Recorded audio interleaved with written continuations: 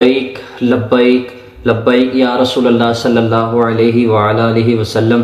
حضرت علامہ حضرت مولانا حافظ سعد حسین رضوی آپ پریس کانفرنس کر رہے تھے ابھی اسی وقت، اور آپ نے جیسا کہ آپ نے پہلے بیان کیا تھا کہ حکومت اگر پٹرول بڑھاتی ہے تو ہم پریس کانفرنس کر کے پورے ملک میں یعنی کہ احتجاج کریں گے۔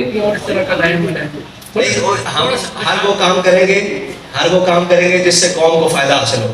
سر ہم آپ کے پاس خبر لینے آئے ہیں، تھوڑا سا شرح تو بتائیں گے۔ جی آپ کو خبر دے کر جا رہے ہیں کہ 72 گھنٹے بعد آپ کو بہت بڑی خبر ملے گی۔ اور کوئی سوال؟ خان بھائی، کیا آپ سمجھتے ہیں کہ موجودہ ملکی حالات میں جو اکانومی کی سچویشن ہے، ان حالات میں پٹرول مہنگا نہیں کرنا چاہیے حکومت کو؟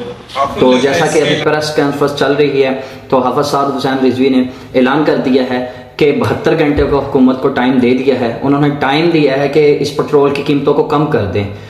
حکمران اپنی عیاشیوں میں اتنے کو مگن ہو چکے ہیں کہ جتنے بھی غریب عوام، ہم سب، آپ اور میں، ہم سب اس پستی میں ڈوبتے چلے جا رہے ہیں، اور اتنی مہنگائی اس حکومت میں آ چکی ہے، اتنی مہنگائی اس وقت آ چکی ہے کہ غریب اپنے گھر میں بڑا شرم کے مارے گھر جا رہا ہے، نہ گھر کی روٹی پوری ہو رہی ہے، نہ بجلی کے بل، بہت سارے معاملات ہیں۔ غریب اب گھر کا راشن بندہ پورا کرے گا یا اپنی بچیوں کو شادی کرنے کے لیے؟ حافظ سعد حسین رضوی صاحب، آپ نے بہت اچھا اعلان کیا ہے، آپ نے حکومت کو جو دو ٹوک اعلان کیا ہے، ہم آپ کے ساتھ ہیں الحمدللہ۔